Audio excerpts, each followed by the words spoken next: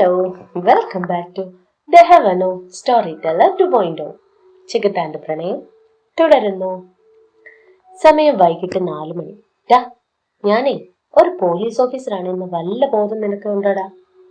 Rudran phone വെക്കുന്നില്ല എന്ന് കണ്ട വിഷ്ണു അവസാനം ചോദിച്ചു. അപ്പോഴും വിഷ്ണു രുദ്രന് മറുപടി ഇല്ലായിരുന്നു. അവന്റെ അവസ്ഥ മനസ്സിലാക്കിയ വിഷ്ണു, എനിക്ക് മനസ്സിലാവുന്നുണ്ട്.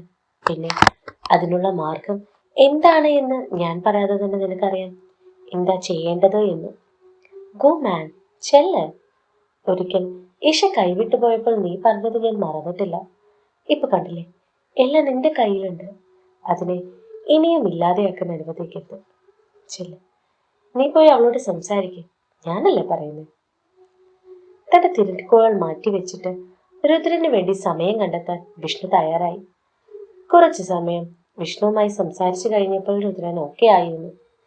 അങ്ങനെ അവൻ നന്ദീവനത്തിലേക്ക് പോകാൻ തയ്യാറായി. ഇന്നലത്തെ രുദ്രന്റെ സംസാരം കാരണം ജയനും കൂട്ടരും വലിയ പ്രശ്നത്തിനായി പോയില്ല. കാരണം അവർക്കറിയാമായിരുന്നു ഇവിടെ നിന്ന് പോയാൽ അവർക്ക് പോകാൻ വേറെ ഒരിടമില്ല എന്ന്. റൂമിൽ കയറിയ രുദ്രൻ ഇഷയെ നോക്കി. അകത്തൊന്നും അവളില്ലായിരുന്നു. അവൻ റൂമിൽ മൊത്തത്തിലൊന്ന് നോക്കി. അപ്പോഴാണ് ബാൽക്കണിയിൽ ചായ കുടിച്ചുകൊണ്ടിരിക്കുന്ന ഇഷയെ കണ്ടത്. അവൻ അവൾക്കരികിലേക്ക് വന്നു. അവൻ വരുന്നത് കണ്ടതും ഇഷ മുഖം തിരിച്ചു. അത് കണ്ടതും രുദ്രന് ചെറിയൊരു വിഷമമൊക്കെ തോന്നി. എന്നിരുന്നാലും അവൻ അവൾക്ക് അരികിൽ വന്ന് ചെറിയൊരു അകലം വിട്ട് സ്ഥാനം പിടിച്ചു. എന്നിട്ട് ഇഷ, രുദ്രൻ പതിയെ വിളിച്ചു. അപ്പോഴും ഇഷയുടെ ഭാഗത്തു നിന്ന് ഒരനക്കവും ഉണ്ടായില്ല. പക്ഷെ രുദ്രൻ തന്റെ ഭാഗം അവൾക്ക് മുന്നിൽ തുറന്നു കാണിക്കാൻ തീരുമാനിച്ചു. ഇഷ, നിനക്കെന്നോട് ക്ഷമിക്കാൻ കഴിയുമോ? ചെയ്തു പോയി. അന്ന് ഞാൻ നിന്നെപ്പറ്റി ചിന്തിച്ചില്ല. പക്ഷെ എനിക്കറിയാം നിന്നോട് ചെയ്തത് എല്ലാം തെറ്റാണ്. ഒരു പെണ്ണിനോട് പോലും ചെയ്യാൻ പാടില്ലാത്തതാണ് എന്ന്. പക്ഷേ ഇഷ, എനിക്ക് നീയില്ലാതെ പറ്റുന്നില്ല. മറ്റൊന്നും വേണ്ട എനിക്ക്. എന്നോട് മിണ്ടിയാൽ മതി. നിന്റെ ശരീരത്തിൽ തൊടുകയോ ഒന്ന് നോക്കുക പോലും ഞാൻ ചെയ്യില്ല. അത് കേട്ട ഇഷ പുച്ഛത്തോടെ അവന്റെ മുന്നിൽ നിന്നും മുഖം തിരിച്ചു.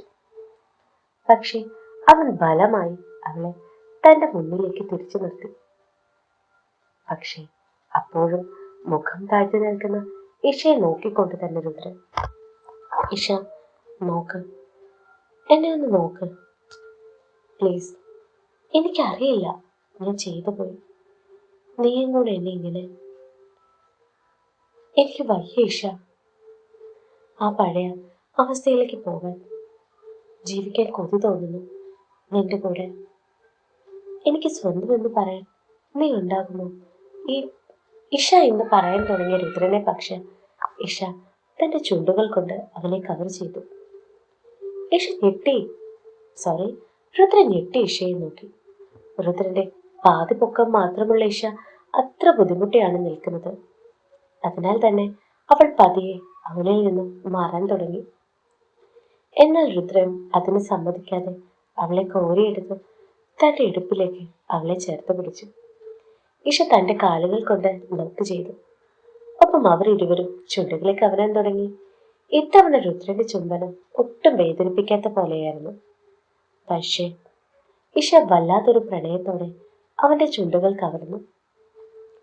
ബാൽക്കണിയിലായതിനാൽ അത് തങ്ങളുടെ പ്രണയത്തിന് ബുദ്ധിമുട്ടാണ് എന്ന് തോന്നിയതിനാൽ രുദ്രൻ അവളെ ചേർത്ത് പിടിച്ച് ബെഡ്റൂമിലേക്ക് പോകാൻ തുടങ്ങി. എന്നാൽ അതെല്ലാം കണ്ടു നിന്ന ആ വ്യക്തി പുച്ഛം നിറഞ്ഞ മുഖത്താൽ ചിരിച്ചു. ഇതേ സമയം ഇഷയും രുദ്രനും അവരുടെ റൂമിൽ ചുംബനത്തിൽ കൂടെ തങ്ങളുടെ പ്രണയം കൈമാറുകയായിരുന്നു. അവസാനം ശ്വാസമെടുക്കാൻ പാടുപെടുന്ന ഇഷയെ നെറ്റിയിൽ തന്റെ ചുണ്ടുകൾ പതിപ്പിച്ചുകൊണ്ട് രുദ്രൻ വീട്ടിൽ കിടന്നു. ഒപ്പം അവളെ തന്നെ നെഞ്ചിലേക്ക് ചേർത്ത് കിടത്തുകയും രുദ്രൻ ചെയ്തു. കുറച്ചു സമയം അങ്ങനെ തന്നെ അവർ തുടർന്നു. രുദ്രന്റെ അനക്കമൊന്നും കേൾക്കാത്തതിനാലാണ് ഇഷ മുഖമുയർത്തി നോക്കിയത്. അപ്പോഴാണ് അവളും അത് കണ്ടത്. കണ്ണുകൾ അടച്ചു കിടക്കുന്നവന്റെ കണ്ണിന് സൈഡിൽ കൂടി കണ്ണുനീരൊഴുകുന്നത്. അത് കണ്ട ഇഷ വേദനയോടെ അവനെ വിളിച്ചു. രുദ്ര. അവൻ തന്റെ കണ്ണുകൾ തുറന്ന് ഇഷയെ നോക്കി. രുദ്രന്റെ കണ്ണുകൾ വല്ലാതെ ചുവന്നിരുന്നു. അത് കണ്ട ഇഷ, രുദ്ര. ഇഷ, സോറി പറയാനൊന്നും നിൽക്കണ്ട. കാരണം നിന്നെ ഞാൻ വേദനിപ്പിച്ചതിന്റെ പകുതി പോലും ആയിട്ടില്ല ഇത് എന്ന് എനിക്കറിയാം. പക്ഷെ അന്നത്തെ എൻ്റെ ഉള്ളിൽ എന്തായിരുന്നു, നിന്നെ എങ്ങനെ ഞാൻ വേദനിപ്പിച്ചു എന്ന് ഓർക്കുമ്പോൾ എനിക്കിപ്പോഴും ഉത്തരം കിട്ടുന്നില്ല. അവൻ അവളെ നോക്കി.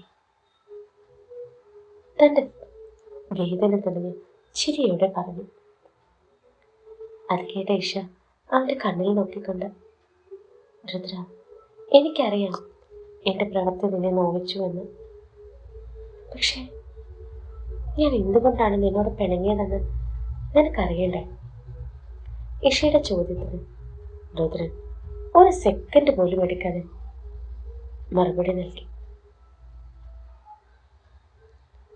ശരിയാ, എനിക്കറിയില്ലായിരുന്നു എന്തിനു വേണ്ടിയാണ് എന്ന്. കാരണം നീ എന്നോട് പിണങ്ങേണ്ട സമയമൊന്നും നീ അങ്ങനെ ചെയ്തിട്ടില്ലല്ലോ. പക്ഷെ അന്ന് രാത്രി നീ എന്നോട് പറഞ്ഞത് ഓർമ്മയുണ്ടോ? അവന്റെ ചോദ്യത്തിന് ഉണ്ട് എന്ന അർത്ഥത്തിൽ ഇഷ തലയാട്ടി. നിന്റെ മാനത്തിന് വില പറഞ്ഞവനെ പറ്റി. അത് തന്നെയാണ് നിന്റെ പ്രശ്നമെന്ന് എനിക്കറിയാം ഇഷ. നീ ചിന്തിച്ചതെന്താണ് എന്നും ശരിയാ. അന്ന് ഞാനവിടെ ഉണ്ടായിരുന്നു. എന്റെ ദുർവാശിയാകണം അന്ന് നീ പോകുന്നത് വരെ കാത്തിരുന്നത്. നീ പോയതുടനെ ഞാൻ അയാളെ അന്ന് ഞാൻ ഇഷ, അയാളിനി നടക്കില്ല. ഒരു പുരുഷനാണ് എന്ന ഉറപ്പിൽ അവൻ ഇനി ഒരു പെണ്ണിന്റെ മാനത്തിന് വില പറയാൻ പോകില്ല.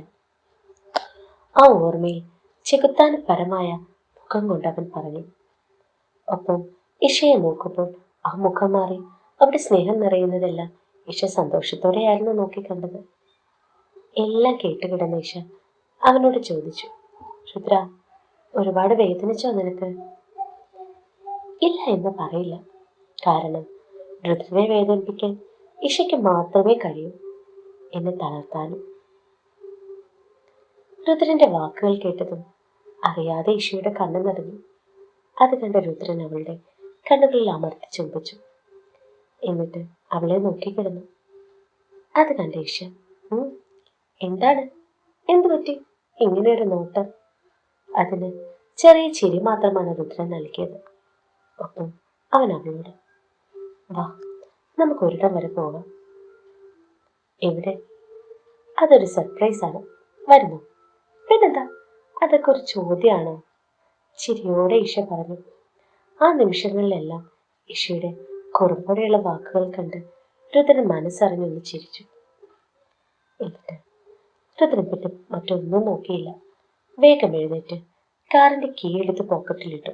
ഒപ്പം ബോക്സ്. ഇതെല്ലാം കണ്ടുകൊണ്ട് നിന്ന് ഒന്നും മനസ്സിലാകുന്ന നിൽക്കുന്ന ഇഷയെ രുദ്രൻ തന്റെ കൈകളിൽ കോരിയെടുത്തു. എന്നിട്ട് പുറത്തേക്ക് നടക്കാൻ തുടങ്ങി. അത് കണ്ട ഇഷ, രുദ്ര, നീ എന്താണ് കാണിക്കുന്നത്? താഴെ എല്ലാരും ഉണ്ട്, അവർ കാണില്ലേ? താഴെ ഇറക്ക് രുദ്ര. ഇഷ സ്റ്റെപ്പ് ഇറക്കുന്ന രുദ്രനെ നോക്കി വല്ലായ്മയോടെ പറഞ്ഞു. അതിന് ചിരിയോടെ രുദ്രന്റെ മറുപടി ഇങ്ങനെയായിരുന്നു, ഇഷ, എന്താ നിനക്ക്? നീ എന്റെയാണ്. ഇത് നമ്മുടെ സന്തോഷമാണ്. അതിന് മറ്റൊരാളുടെ സമ്മതമോ മറ്റുള്ളവർ എന്ത് ചിന്തിക്കും എന്ന് കരുതുകയും പാടില്ല, കേട്ടാ? ഒട്ടും ദേഷ്യം കൂടാതെ സൗമ്യമായി പറയുന്ന രുദ്രനെ കണ്ടതും അറിയാതെ അവൾ തലയാട്ടി. എന്നിട്ട് കൈയെടുത്ത് അവന്റെ കഴുത്തിൽ ചുറ്റിക്കൊണ്ട് അവന്റെ കണ്ണിൽ നോക്കി ആ കൈകളിൽ കിടന്നു.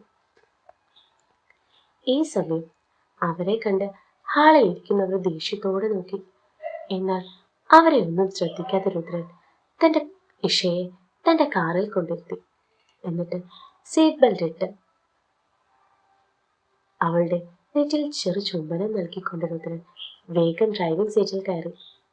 ഇഷയ്ക്ക് ചെറു പുഞ്ചിരി നൽകിക്കൊണ്ട് തന്റെ കാറെടുത്തു. എന്നിട്ട് നന്ദീപനം കടന്ന് പുറത്തേക്ക് പോയി. എന്നാൽ ഇതെല്ലാം കണ്ടുകൊണ്ട് പുച്ഛത്തോടെ നിൽക്കുന്നവരുടെ കൂട്ടത്തിൽ ഒരാളുടെ മുഖത്ത് മാത്രം പകയായിരുന്നു. ആ വ്യക്തി മറ്റുള്ളവരുടെ ശ്രദ്ധ മാറിയ സമയം നോക്കി അവിടെ നിന്ന് മാറിയിട്ട് തന്റെ ഫോൺ എടുത്ത് മറ്റൊരു നമ്പറിലേക്ക് വാട്സപ്പ് മെസ്സേജ് വിട്ടു. Let start. അപ്പുറത്തെ വ്യക്തി അത് കാണുകയും ആ വ്യക്തി തിരിച്ച് ഒരു മെസ്സേജ് വിടുകയും ചെയ്തു.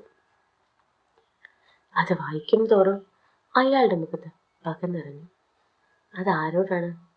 ഇഷയോടോ അതോ രുദ്രനോടോ? അറിയില്ല, നോക്കാം. ഇതേ സമയം ഇതൊന്നും അറിയാതെ രുദ്രൻ ഇഷയുമായി അവൻ ആഗ്രഹിച്ച എവിടേക്കോ പോയിക്കൊണ്ടിരിക്കുകയാണ്. തന്റെ ശത്രു തനിക്കായി ചിലന്തി വല നെയ്യുന്നത് പോലെ, തനിക്കായി തയ്യാറാക്കുന്ന അപകടമറിയാതെ. രുദ്രൻ ആ വലയിൽ കൊടുങ്ങോ? അതോ? അറിയണ്ടേ? കാത്തിരിക്കും. പിന്നെ ഒരുപാട് താമസിച്ചു എന്ന് എനിക്കറിയാം. ഞാനിനി ഒരു ദിവസം ഗ്യാപ്പിട്ടേ സ്റ്റോറി ഇടുള്ളൂ കേട്ടോ. കാരണം എനിക്ക് പ്രതിലിപിയിൽ ഒരു അക്കൗണ്ട് ഉണ്ട്. അവിടെ എനിക്ക് 2000-ഓളം ഫ്രണ്ട്സ് ഉണ്ട്. അവരെൻ്റെ കഥ കേൾക്കാനും വായിക്കാനും ഒക്കെ ഇരിക്കുമായിരുന്നു. കഴിഞ്ഞ ദിവസം ഞാൻ ആ മെസ്സേജ് എടുത്ത് നോക്കിയപ്പോൾ ഒരുപാട് പേർ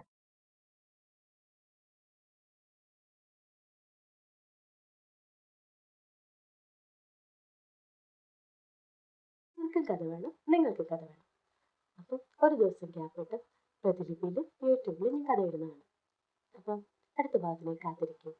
പിന്നെ നമ്മുടെ വില്ലൻ ആരാണ്, എന്തിനാണ് ഈശയോടും രുദ്രനോടുമുള്ള പക എന്നറിയാൻ ഇനി കുറച്ച് എപ്പിസോഡിലൂടെ കാത്തിരുന്നാൽ മതി കേട്ടോ. അപ്പം നാളെ കാണാം അടുത്ത ഭാഗം.